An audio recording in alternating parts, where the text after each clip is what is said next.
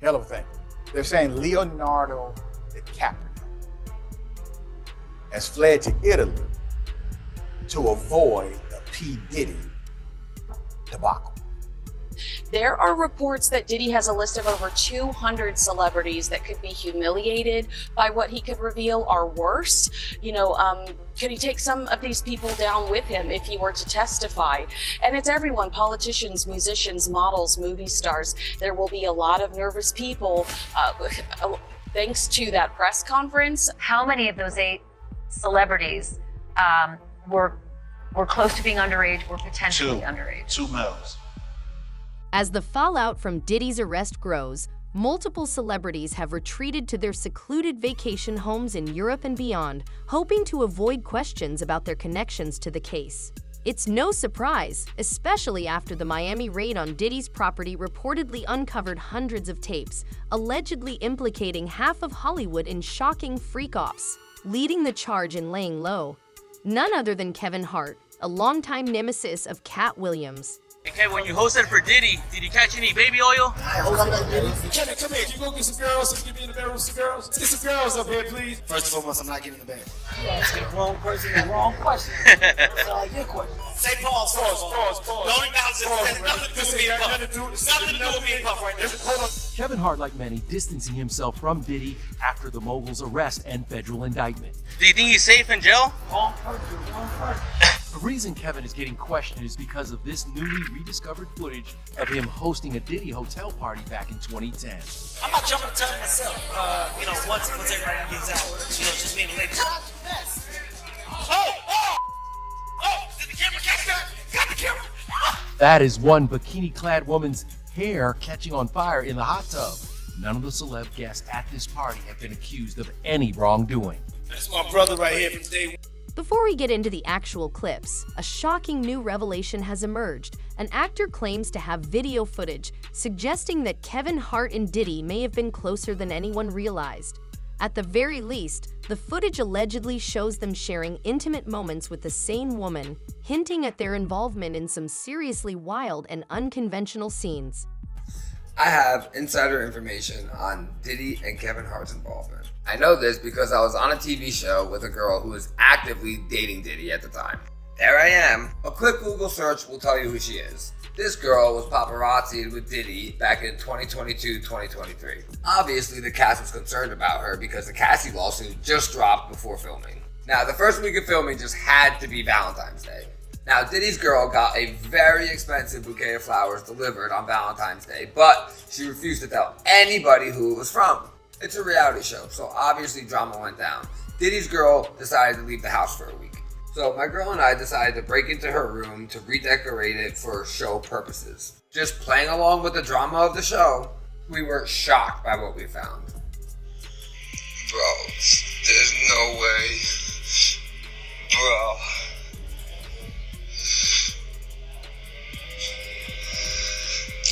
Oh my God, from Puff. The flowers were from Diddy. Love, Puff. This sent my girlfriend into a spiral.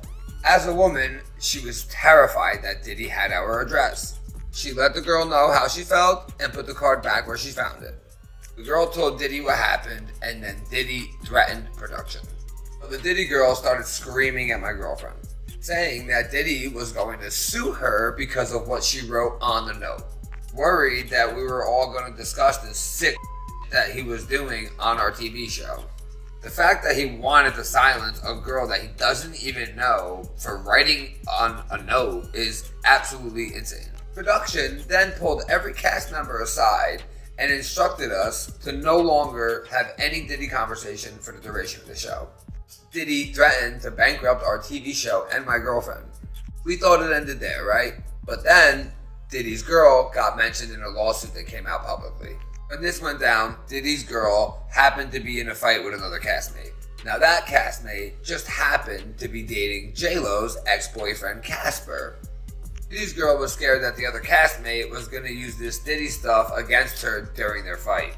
So she decided to make a call to guess who? Kevin Hart. Now at the time, none of us knew it was actually Kevin Hart until later on. So Kevin Hart called Casper and threatened him to make sure he gets his girl in check on the show. Now, Casper's girlfriend told all of us that Diddy's girl was also sleeping with Kevin Hart, who happens to be married with children and best friends with Diddy. Kevin Hart clearly made the call to Casper to ensure that Diddy's girl stayed quiet about the affair that him and her were having, because once again, he's married. Kinda weird that Diddy and Kevin Hart are both sleeping with the same girl and threatening our TV show, isn't it? Now listen, I'm just an ordinary blue-collar worker from Jersey, okay? Who happens to be dating a famous OF model, which is how I got on the show in the first place. Now, I'm not a social media star, I'm not famous, I have no reason to lie about any of this shit, okay? Now, the only reason I'm telling you guys all this is because when I was in Hollywood filming this TV show, I went through some sick, twisted Picking next on the list, someone exposed by none other than Kevin Hart himself. Remember that unforgettable Diddy party hosted by Kevin? In a moment of inebriation, Diddy let slip some revealing details about his history with Usher, something he clearly regretted the moment he said it. He casually mentioned that he and Usher once woke up together and even wrestled back in the day. It doesn't take much to connect the dots. Seems like their relationship may have been much more than just friendship. Fresh off the guard stage, that's my brother right here from day one. We used to wake up and, damn, pause, but like that's how. I mean, back in the days when he was like 10 and I was a little bit older, his older brother, we used to fight over the frosted flakes. You know what I'm saying? Before pause was invented. You know what I'm saying? But it's my brother for real. We used to actually wrestle off of the frosted flakes because he used to always get up early. Now he's one of the richest stars in the world. Yo, what the did Puff just say? Nobody's gonna acknowledge this with me. Puff just said we used to wrestle over the frosted flakes. And we're streaming live. That was stupid. Listen, that was stupid. We're having a good time. Yo, your Usher made it in the... Hey, yo. While Diddy and Usher may laugh it off now, there's a much darker side to their history. Usher was just a kid at the time, and Diddy knew it. But that didn't stop him. Diddy's insistence on partying with someone so young had lasting consequences, reportedly sending Usher to the hospital and leaving him with emotional scars he may never fully heal from. I know, and people know, that was around in that time that Puff and Usher did have a situation. And that situation led Usher to the hospital. Now, I let Usher explain that to y'all. I let Usher tell that story. But how dare you say a man that groomed you, you gonna give him a pass? Bruh, you know I know. Let me reframe you on something. Remember Usher? We was at the Swiss Hotel. Puff had Kim in the room. Had one of Keith Sweat's baby mothers in the big room outside the master bedroom. He came outside in his robe.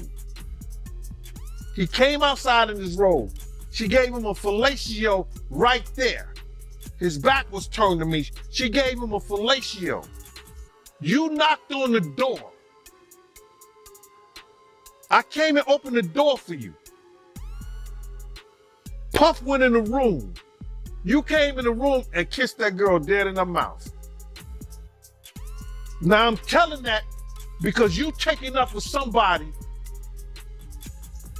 that you know and a lot of more people know didn't do you right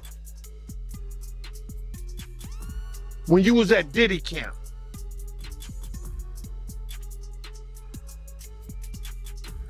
Y'all put it together. And what you mean by Diddy camp? Remember? He was on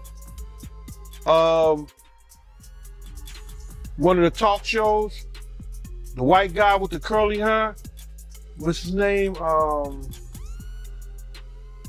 white guy with the curly hair.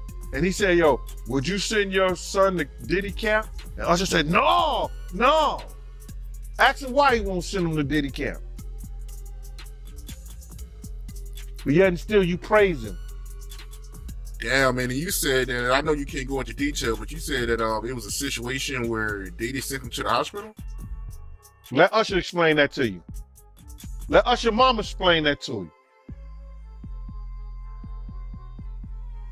And the hospital was in Scarsdale, New York.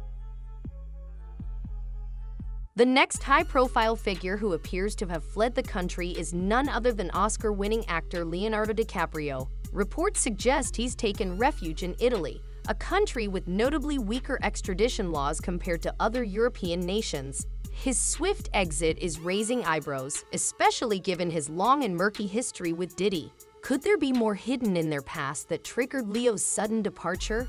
And he's not alone. Joining him on this escape vacation is none other than his close friend, Tobey Maguire.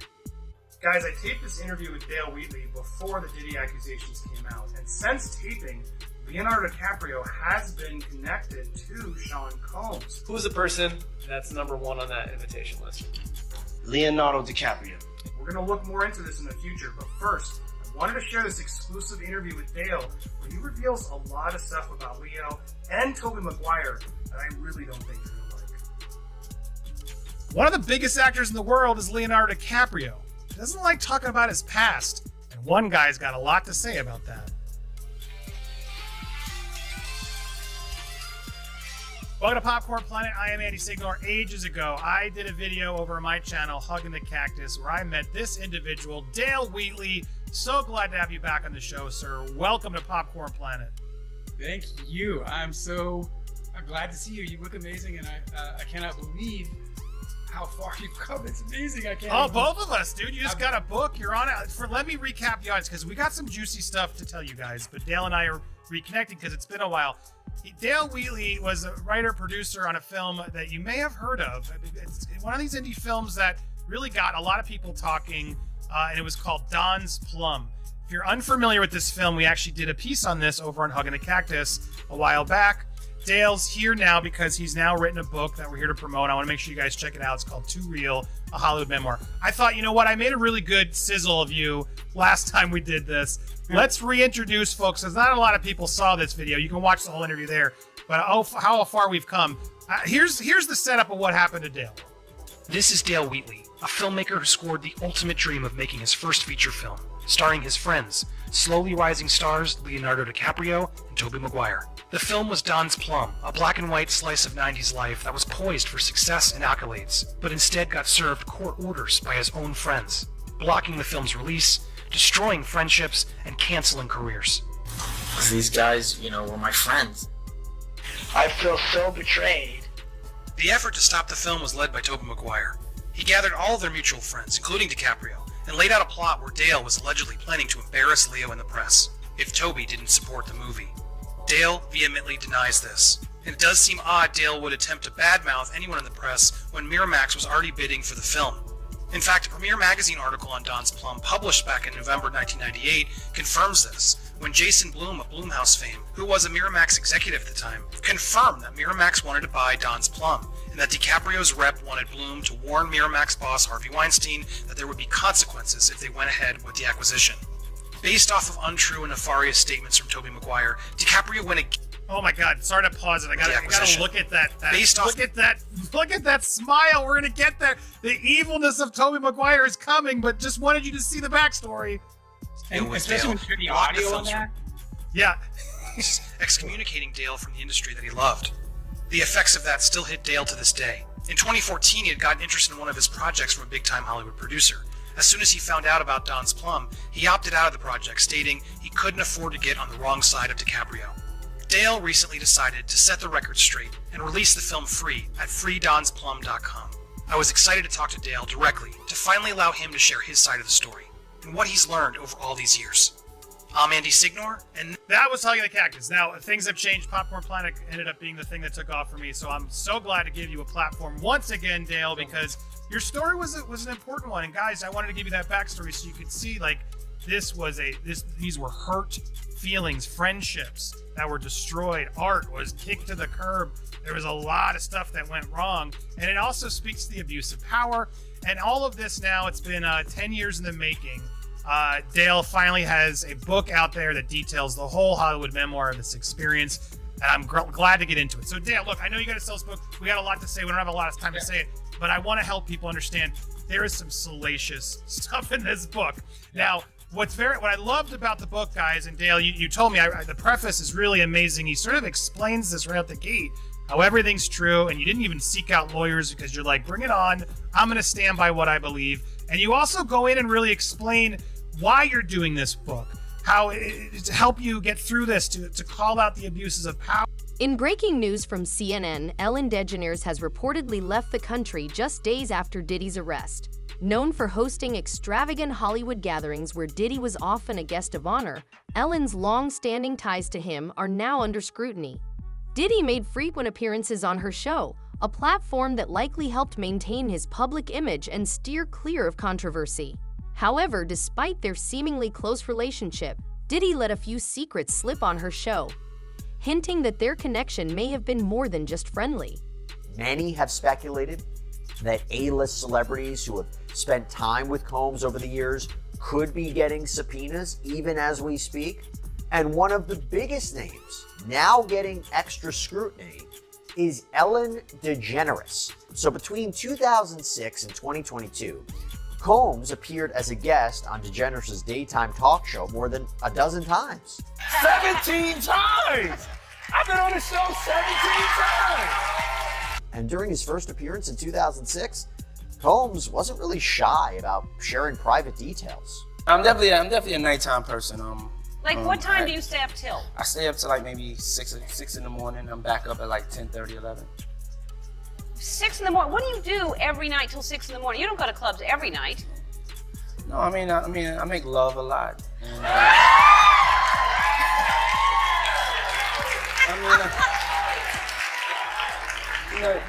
you know, That's Ellen, my favorite answer ever. Many clips of his guest spots have resurfaced recently, including discussions between Combs and Ellen about his infamous parties. It'll go from like 9:30 to like maybe 3 o'clock, 3 o'clock. And then, we have the top 2 floors of the hotel. And then it will carry on there. Yeah. Mm-hmm. Then no, I mean the after party. No, I know about them.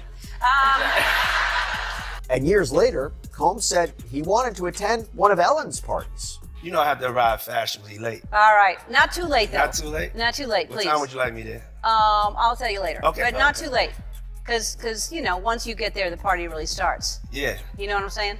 I got you. I promise you I'm not going to let you down on this big one. All right, For good. real. Good. Your shoes, your feet are going to have blisters. You're going to be dancing so hard. I can't wait. Now, the two seem to kind of dance around the apparently open secret that Combs' parties were beyond wild, with reports of multiple participants and more. And as the allegations against Combs have mounted, many have called his interviews with Ellen now creepy. So no money on you. I mean, it's just a little bit of money on me. Oh, you do have money on you. Lord, have mercy.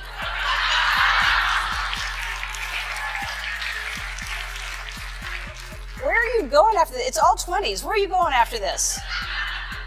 What are you doing? You know we doing what we plan to do, girl. But I have to be clear about something. There is a difference between a wild party and something that is criminal. Okay, there's a difference between having a great time and something that's an illegal freak-off. And having said that, remember when I told you about those freak-offs, right? Cassandra Ventura, as well as prosecutors, said in legal filings that people forced to participate would often have to get IV drips to recover from exhaustion and prolonged drug use. Well, in 2016, Combs appeared on stage with blue gauze around his arm and explained that he was just getting an IV drip backstage. He'd apparently arrived at the studio with it. They said that I would have to stay. I said, no, I have to go. I said I could pull that out myself. So I walk in and I'm talking to Ellen. I have the IV and then the blood is going down. I start to panic. I go into the bathroom and I pulled it out myself and I just made it here and I love you. I love you too. So of course the natural question is, what was going on right before this taping? And to be very, very clear about something, Ellen DeGeneres has not been accused of anything. She is not listed in any one of the government's filings. The only reason we are talking about this now is because we are going back and looking at these old interviews, looking at these old comments, looking at these old interactions to see if potentially they could play a role in his criminal case. The Ellen DeGeneres Show has long faced criticism for its reportedly toxic work environment, but controversy deepened after the tragic death of DJ Stephen Twitch Boss just months after the show's final episode in May 2022. Though authorities ruled his death a suicide, friends and family quickly questioned the official narrative, pointing out that Twitch was a devoted husband and father of 3. Those close to him insist he was not someone who would take his own life, adding yet another layer of unsettling questions surrounding Ellen's inner circle. Now, as for Stephen Twitch Boss, he died on December 13th, 2022, and the official cause of death was ruled as a self-inflicted wound to the head. But even now, fans are still trying to wrap their heads around this tragedy, and a lot of them are still not buying the official story. Now, yeah, guys, I never really fully grasped, how this happened. But I get it. I mean, when it comes to people doing things themselves because they're sick of, existing, a lot of the times they do kind of act like he was acting up until. Extremely positive, funny, cheery, making videos, funny dance videos, and all types of things that just exuded positivity and happiness.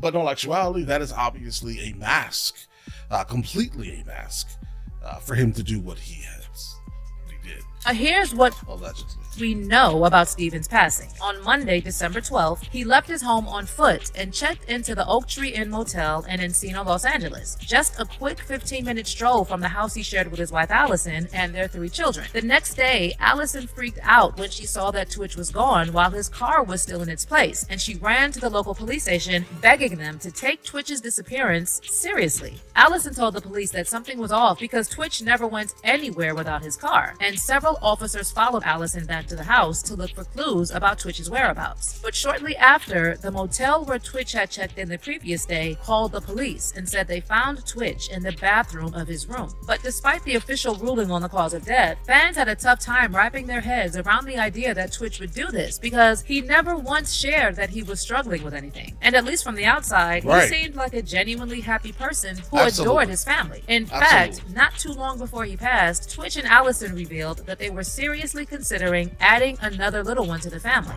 Oh my God, do you miss having a newborn in the house? I sure do. No. Uh-oh.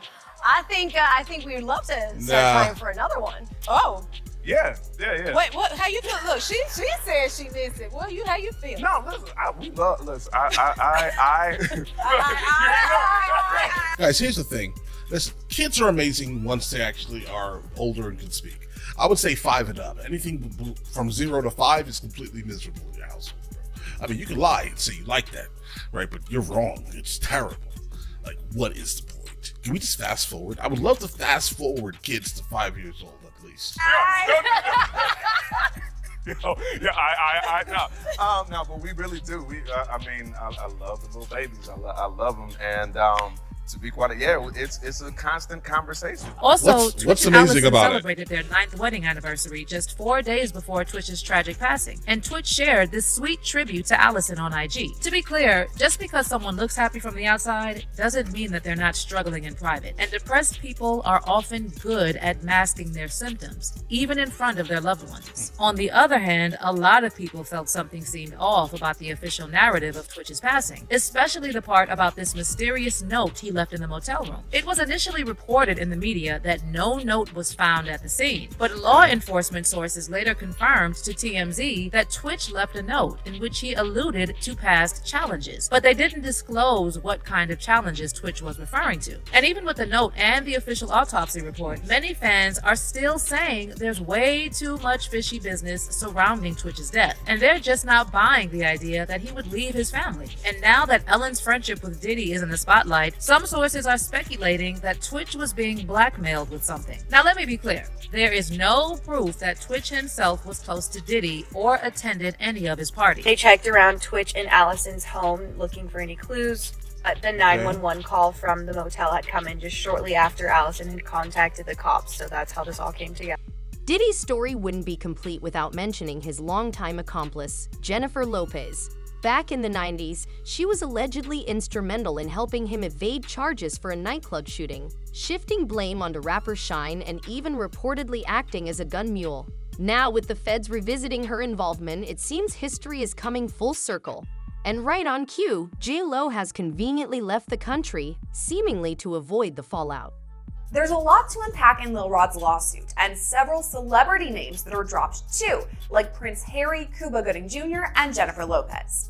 J-Lo brings us back to that 1999 nightclub shooting, which investigators may soon take a closer look at. Here's what Lil Rod's lawsuit says, quote, Mr. Combs shared that he was responsible for the shooting in the nightclub in New York City with rapper Shine. Mr. Combs' girlfriend at the time, Jennifer Lopez, aka J-Lo, carried the gun into the club for him and passed him the gun after he got into an altercation with another individual.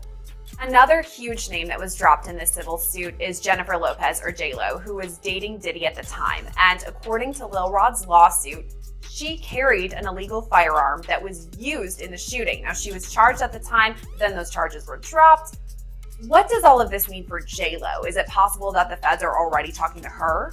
It's absolutely possible, and I would say you would have to. Now she may, divorce herself of the whole thing and say, no, I don't remember, I wasn't there, it never happened. But yeah, she's accused of not only carrying the gun into the club for Diddy, but then once the altercation happened, handing Diddy the gun that he then used in the shooting, allegedly. So she would certainly be on the witness list to talk to, take a statement from her, see what her recollection is, see what her attitude is. And she'd be somebody that they would be very interested in speaking with. So it's possible J-Lo is talking to the feds about what's happening now, but it's also possible that an investigation into the 1999 shooting is reopened. For those unfamiliar, it happened on December 27th, 1999 at about 2:55 a.m. A fight broke out at a nightclub in New York City between Diddy, Jamal Barrow, known as the rapper Shine, and this guy, Matthew Allen, who went by the nickname Scar.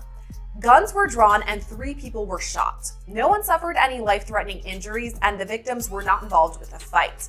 But that's where we get these famous mugshots of Diddy and J-Lo because they were arrested in connection to the shooting. J-Lo's charges were dropped, but the charges for Diddy and Shine held up. Some witnesses say they believe Diddy was responsible for the shooting, but it was Shine who faced the more severe charges, 3 counts of attempted murder and criminal possession of a weapon. Both Diddy and Shine went to trial, where Shine maintained he acted in self-defense. Diddy was acquitted, but Shine was sentenced to 10 years in prison. He was released in 2009 and deported to his home country of Belize. Shine had no reason to take the fall for Diddy, but J-Lo's involvement made sure he did. Now it's no shock that one of J-Lo's ex-husbands has come forward with a list of celebrities allegedly caught in Diddy's tapes, implicating her directly. But here's the real question: which ex-husband is spilling the secrets? Mark Anthony or one of the others?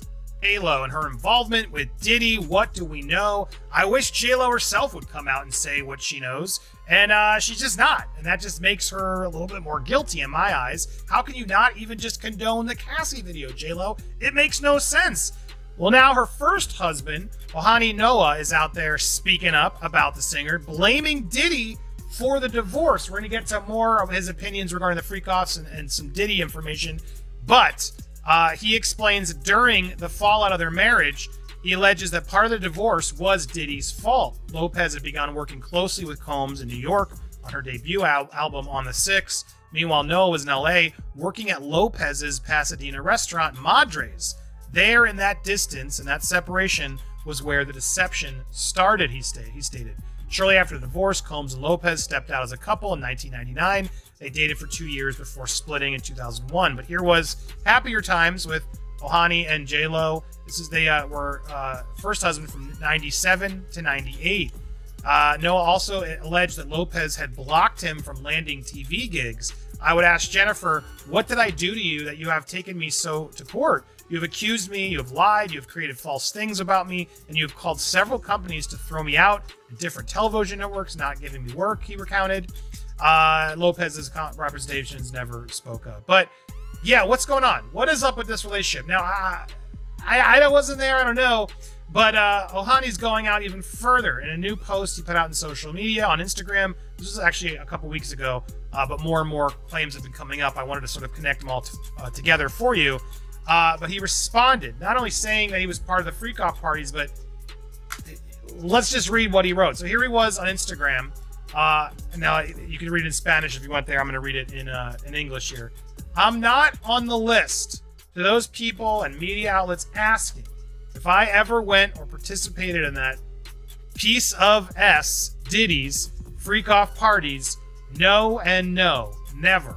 But my ex-wife, Jennifer Lopez, aka J-Lo, did ask her. Oh, and ask her about the X tapes and the 734 toys and the baby oil. Hashtag Diddy list, hashtag Diddy freak off list, hashtag I'm not on the list. Good for you, honey. And here he did provide a list. Now, I don't know, I can't verify that this list is accurate. I mean, these are people that have been seen with him or I guess invited to parties. It doesn't mean they're all there doing the criminal behavior, to be fair. I cover myself legally. But sure enough, on this list, he's providing Jennifer Lopez. He's spotlighted. Now, I'd love to have you on, Ohani. Please, I've actually reached out. I hope we can get him on the show. I'd love to hear from him directly and get his thoughts on it. So will these celebrities be met with handcuffs the moment they step off the plane? Let us know your thoughts in the comments. And if you enjoyed this video, don't forget to hit that subscribe button so you never miss an update. Until next time, fam, stay tuned and keep it real.